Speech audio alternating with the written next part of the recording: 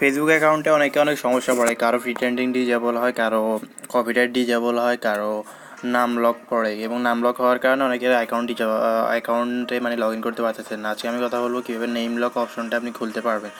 তো এই বিষয় নিয়ে কথা বলবো, জাস্ট কোন টিউটোরিয়াল না, আমি আপনাদের জাস্ট প্রসেসগুলো বলে দিচ্ছি, আপনার ওই পদ্ধতিতে ট্রাই করবে, 100% কাজ করবে। আমার চ্যানেলে আমি আস্তে আস্তে সকল ভিডিও দেওয়া আছে, যে প্রিটেন্ডেন্ট ডিজেবল থেকে শুরু করে সকল আইডি কীভাবে ব্যাক আনতে পারবেন সকল বিষয় ভিডিও দেওয়া আছে, চ্যানেল থেকে খুঁজে বের করে নেবেন। তো যাদের নাম লক কিংবা নাম লকের কারণে যাদের অ্যাকাউন্টে লগ ইন করতে পারতেছেন না, যে অ্যাকাউন্ট লগ ইন করলে লেখা উঠে যে unfortunately your won't able to access your account while we are reviewing the additional documents. We appreciate your patience and we will get back as soon we can.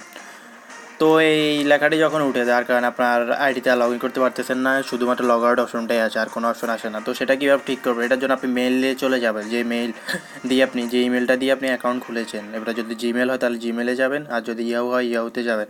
যেটা দিয়ে আপনার মূলত Facebook আইডিতে log in করা যায়, ওই ইমেলটাতে চলে যাবেন। ওই ইমেলে একটা মেল করে দেওয়া আছে, সেখানে লেখা আছে যে সাবজেক্টটা ছিল যে help us confirm your name, মূলত নেম ভেরিফিকেশনের কারণে এটা হয়ে থাকে।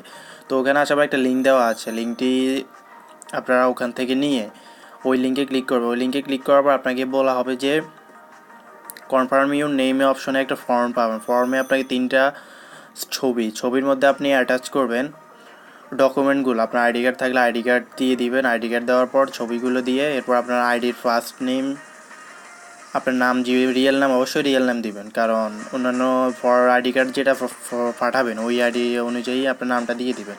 নামটা দিয়ে দেওয়ার পর আপনি ওদেরকে মেল করে দিবেন, নামটা লেখার পর সেন্ডে ক্লিক করবেন, এরপর আপনার মেলটি চলে যাবে। এবং তারা যদি আপনার আইডি কার্ড এবং আপনার নামটা যদি দেখে হুবহু মিল রেখে আপনি পাঠিয়েছেন, তাহলে 6 ঘন্টা থেকে বা 24 ঘন্টার ভিতরে আপনার আইডিটা আনলক করে আপনাকে ব্যাক দিয়ে দিবে। এবং আইডি একবার ব্যাক পেলে আপনি পুনরায় ওটা ভেরিফাইড হয়ে যাবে। এর পরবর্তীতে আপনি ওই আইডি কার্ডের তো কোনো প্রবলেম হয়, তাহলে ওই আইডি কার্ড শো করলে আপনাকে আবার আইডিটি ব্যাক দিয়ে দেওয়া হবে। তো এই পদ্ধতিতেই মূলত আপনি করে নেবেন। আমার কাছে ওই রকম কোনো সমস্যা পড়ে নেই, যার কারণে আমি আপনাদের দেখাতে পারলাম না, কিন্তু আমি বলে দিচ্ছি এই প্রসেস। আর যদি কোনো কিছু বুঝতে সমস্যা হয় অবশ্যই বলতে পারেন, আমি ওখান থেকে দরকার আবার পরবর্তী ভিডিও বানিয়ে দিব আপনাদের জন্য। তো ধন্যবাদ, সবাইকে ভালো থাকবেন। আসসালামু আলাইকুম।